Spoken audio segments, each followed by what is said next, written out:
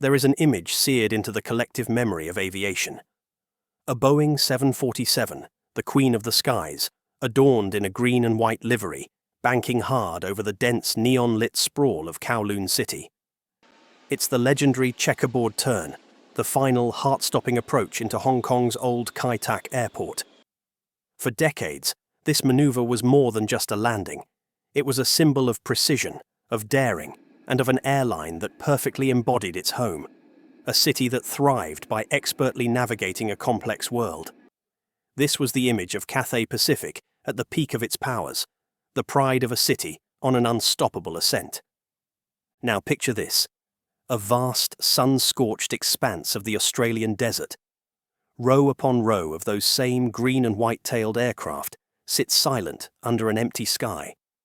Their engines are covered, their windows are blank, their landing gear sunk slightly into the red earth. They are grounded, parked indefinitely, bleeding cash by the billion. This is the image of Cathay Pacific in the depths of its crisis. How does an airline, a 4-time winner of the world's Best Airline Award and the very symbol of a global city's dynamism, find itself brought to its knees? This isn't just a story about a pandemic. It's the story of how a perfect storm of politics, plague, and a crisis of identity grounded a dragon, and how its struggle to fly again reveals the uncertain future of Hong Kong itself.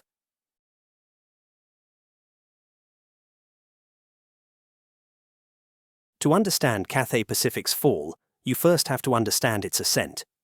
The airline's story began in the ashes of World War II, founded in 1946 by 2 former Air Force pilots, an American and an Australian, with a single Douglas DC-3 aircraft, nicknamed Betsy. But its true trajectory was set in 1948, when a powerful British trading house, the Swire Group, took a controlling interest. This single transaction injected a distinct DNA into the airline. For the next 70 years, Cathay would be managed not from Beijing or even Hong Kong, but with a British corporate mindset. Fiercely commercial, meticulously managed, and relentlessly focused on premium, long-haul service. The growth was methodical, then explosive. The airline entered the jet age in the 1960s, but the real game-changer came in 1979 with the arrival of its first Boeing 747. The jumbo jet transformed Cathay Pacific from a respected regional carrier into a true global player, opening up long-haul routes to London and beyond. By the 1990s, it had become a founding member of the prestigious One World Alliance, standing shoulder to shoulder with giants like American Airlines and British Airways. Its reputation was built on service. Cathay Pacific wasn't just an airline, it was an experience. It pioneered innovations like installing personal seatback TVs in all cabins by 1996, a revolutionary move at the time. In 2012, it introduced a dedicated premium economy class that was widely praised for offering a genuine step-up from coach, with better seats, amenities, and food. This obsession with quality paid off. Skytrax, the industry's leading rating agency, repeatedly named it a 5-star airline and crowned it the world's best airline 4 separate times. Before its crisis, it was an undisputed member of aviation royalty. Cathay Pacific's rise was inextricably linked to the city it called home. The airline and Hong Kong grew up together in a deeply symbiotic relationship. As Hong Kong transformed from a British colonial outpost into one of the world's most vital financial centres, Cathay Pacific became its global ambassador. The airline wasn't just based in Hong Kong. To much of the world, it was Hong Kong, a flying symbol of the city's unique East meets West identity, its efficiency, and its unparalleled global connectivity. This relationship was built on a unique geopolitical reality. Under the One Country, Two Systems framework that governed Hong Kong after its 1997 handover to China, the city maintained its own capitalist economy, its own legal system based on English common law, and a high degree of autonomy. It was a stable, trusted gateway for international capital and commerce flowing into and out of mainland China. Cathay Pacific was the physical manifestation of this role, connecting the world's business capitals to the doorstep of the world's fastest-growing economy. But within this success lay a central, dangerous paradox. Cathay's greatest strength was also its fatal flaw. As the flag carrier of a tiny city-state, it had absolutely no domestic market to fall back on.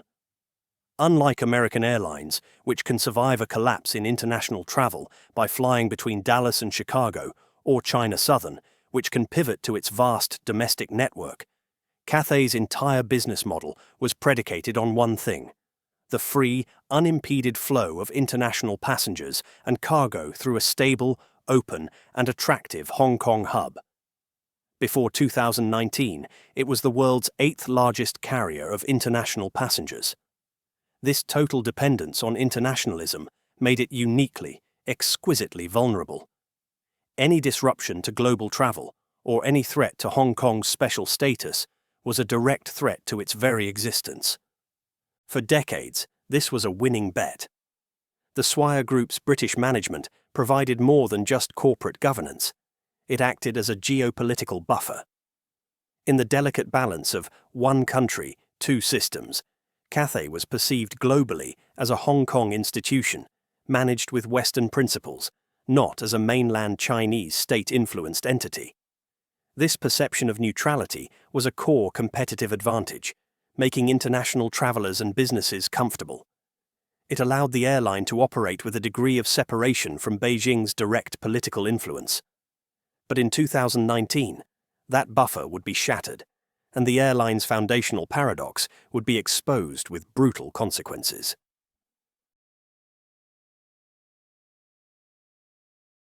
The summer of 2019 saw Hong Kong erupt.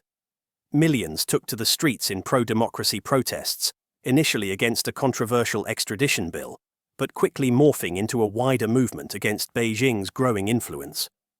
For a global company like Cathay Pacific, the situation was a minefield. It was a Hong Kong brand with a Hong Kong workforce, but its business was critically dependent on mainland China. The airline was inevitably dragged into the political maelstrom when its employees, from ground staff to cabin crew and pilots, began participating in the demonstrations. The company's initial reaction was a masterclass in Western-style corporate neutrality. At a press conference, then-Chairman John Slosar famously stated, "We certainly wouldn't dream of telling them what they have to think about something."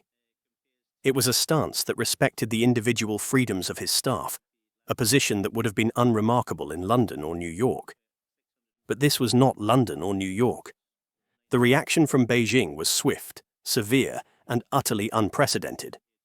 The Civil Aviation Administration of China, CAAC, the mainland's powerful aviation regulator, dropped a bombshell. It issued a formal warning to Cathay Pacific, citing major safety risks, and declaring that any staff who participated in or supported illegal protests would be banned from flying to or over mainland China. This was not a suggestion, it was an ultimatum with existential implications.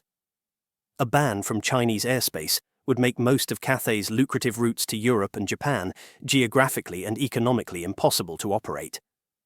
The CAAC also demanded that Cathay submit crew lists for every flight for pre-approval, effectively giving Beijing a veto over who could work on the majority of the airline's flights.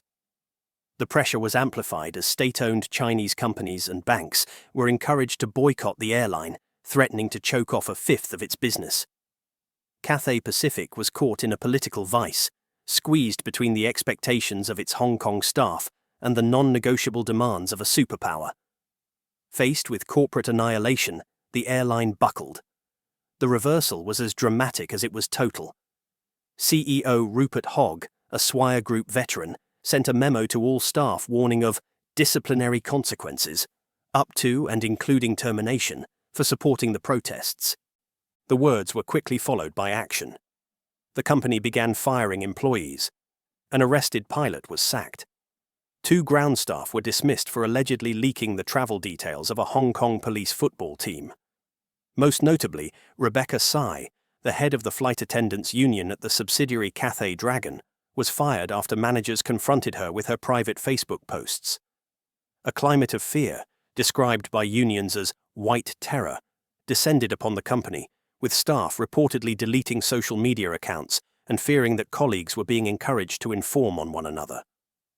The crisis culminated on August 16, 2019, with the shock resignation of the British CEO, Rupert Hogg. In a statement, he said he was stepping down to take responsibility for the turmoil. It was a stunning fall from grace for a respected executive, and it sent a clear message. In the new Hong Kong, Beijing's political demands trumped all else. The political crisis immediately translated into financial pain. As images of protests filled global news, inbound passenger traffic, especially from the critical mainland market, collapsed. The airline's share price plunged by nearly 5% in a single day after the CAAC's warning. By the time the company released its 2019 annual report, the damage was clear. The report explicitly blamed the HK social unrest for a sharp drop in travel demand in the second half of the year. The airline's attributable profit for 2019 fell by 27.9% compared to the previous year. Cathay Pacific was flying into 2020 already wounded, financially weakened, and with its brand identity fractured. The 2019 crisis was more than just a political headache. It was a fundamental breaking of the airline's business model, which had for decades relied on a stable, apolitical Hong Kong. The CAAC's intervention was a watershed moment, demonstrating for the first time that Beijing was willing and able to use its immense regulatory power to enforce political loyalty on a major Hong Kong corporation. The invisible firewall that supposedly separated Hong Kong's free market commercial sphere from mainland politics had been breached. This shattered the core assumption that had made Hong Kong so attractive to international business: the ability to operate without fear of direct political interference from Beijing. For Cathay, it meant that its decisions, from staffing to scheduling, were no longer purely commercial. They were now subject to a political litmus test. The airline had become the canary in the coal mine, and its struggle was a warning to the entire international business community in the city.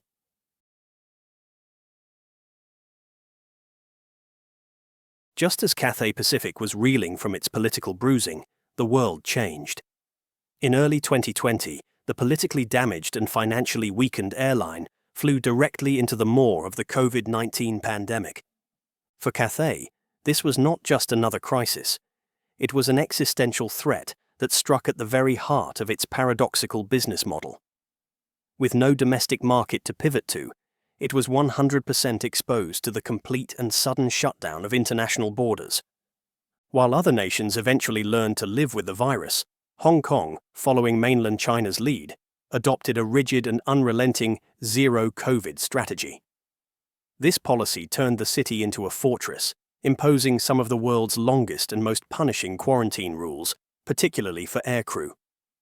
Pilots and cabin crew were subjected to a nightmarish, closed-loop system, forced to spend weeks in hotel isolation, followed by more weeks of quarantine at home, separated from their families. The result was operational paralysis on a scale almost unprecedented for a major airline. By April 2020, passenger capacity had been slashed by a staggering 97%. For the next 2 years, the airline operated as a ghost of its former self. While global aviation began its slow recovery in 2021 and 2022, Cathay remained grounded. In late 2022, its capacity was still hovering at a mere 16% of its pre-pandemic levels.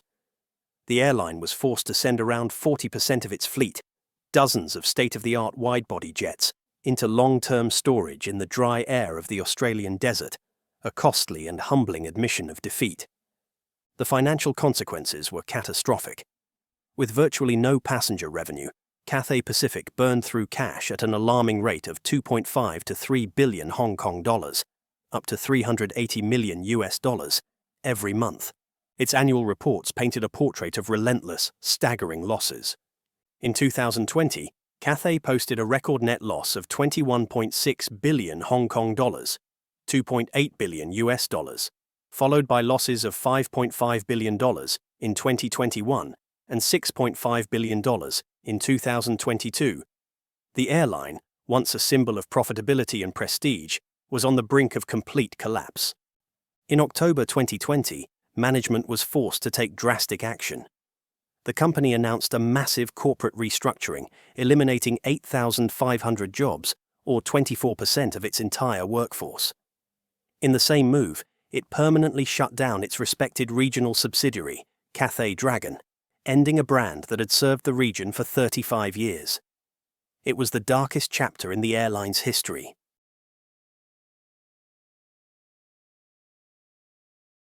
By mid-2020, Cathay Pacific was running out of time and money. With no end to the pandemic in sight, the airline faced insolvency. It was at this moment of desperation that the Hong Kong government intervened, orchestrating an unprecedented $5 billion US, 39 billion Hong Kong dollars, rescue package. The bailout was a complex three-part financial maneuver. First, the government acquired 19.5 billion Hong Kong dollars in preference shares directly. Second, an 11.7 billion Hong Kong dollars rights issue allowed existing shareholders, such as Swire Group and Air China, to inject additional capital. Third, a 7.8 billion Hong Kong dollars bridge loan facility was made available by the government, although it was ultimately never drawn upon. The bailout saved the airline, but it came at a monumental price: its independence. The most significant consequence of the deal was that the Hong Kong government, through a specially created entity called Aviation 2020 Limited, became a direct shareholder, taking a 6.08% stake in the company. Even more crucially, the agreement granted the government the right to appoint 2 non-voting observers to Cathay Pacific's board of directors. This was a fundamental shift in the airline's identity.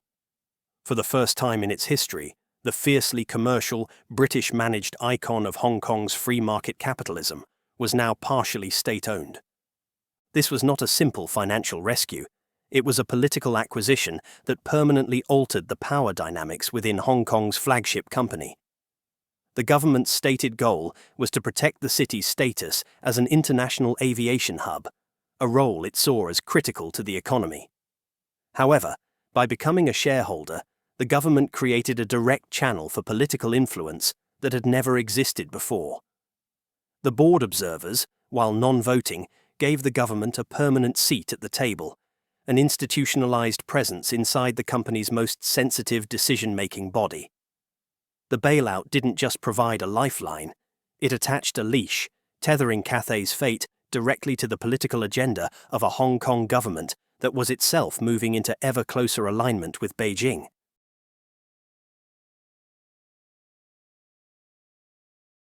When Hong Kong finally abandoned its zero-COVID policy and reopened to the world in early 2023, the recovery was explosive.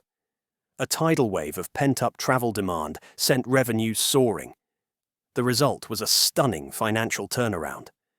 For the full year 2023, Cathay Pacific reported a net profit of 9.79 billion Hong Kong dollars, 1.25 billion US dollars, its first profit in 4 years, and its best result since 2010. On paper, the Dragon was flying high again. But this financial success masked a deeply dysfunctional reality. While the balance sheet looked healthy, the airline's operations were in a state of chaos. The core of the problem was a severe and debilitating shortage of staff, particularly experienced pilots. The Hong Kong Aircrew Officers Association, HKAOA, estimated that by late 2023, the airline was operating with just over half the number of captains and first officers it had before the pandemic. The roots of this crisis lay in the pandemic itself. The mass redundancies of 2020, combined with drastic permanent pay cuts and the immense psychological stress of the closed-loop quarantine system, had triggered an exodus of experienced crew. Many pilots had simply quit, retiring early or leaving Hong Kong for good. The consequences of this hollowing out became embarrassingly public during the peak Christmas 2023 and Lunar New Year 2024 travel seasons. The airline was forced to cancel hundreds of flights at the last minute, leaving thousands of passengers stranded and furious. Between late December and February, over 780 flights were axed, representing more than 4% of the airline's total operation. The reaction from the Hong Kong government, now a key stakeholder, was swift and harsh. Chief Executive John Lee publicly stated he was very concerned. The Civil Aviation Department, CAD, launched an investigation and released a damning report that blamed Cathay's ineffective crew planning process and a lack of digital capability for the fiasco. This marked a new, openly hostile dynamic. The government that had bailed out the airline was now publicly shaming it. Cathay Pacific had become, as one media report put it, the government's bête noire and public punching bag. The leash that came with the bailout was being yanked hard. As of mid-2025, the airline is still navigating this turbulent recovery. It remains profitable and is on a massive recruitment drive, hiring thousands of new staff, including, for the first time, cadet pilots from mainland China. However, its own target for a full return to pre-pandemic flight capacity has been pushed back to the first quarter of 2025. The airline that was once a byword for reliability and premium service now finds its reputation in tatters, with a long journey ahead to rebuild the trust of both its customers and its own demoralized staff. This data starkly illustrates the human cost of the crisis. The airline didn't just lose money, it lost its most critical and difficult-to-replace asset, its experienced flight crew. This table visualizes why the operational recovery has been so fraught with difficulty. You can't simply buy a decade of experience on a 777 off a shelf. It shows the direct, crippling legacy of the pandemic-era policies on the airline's ability to function today.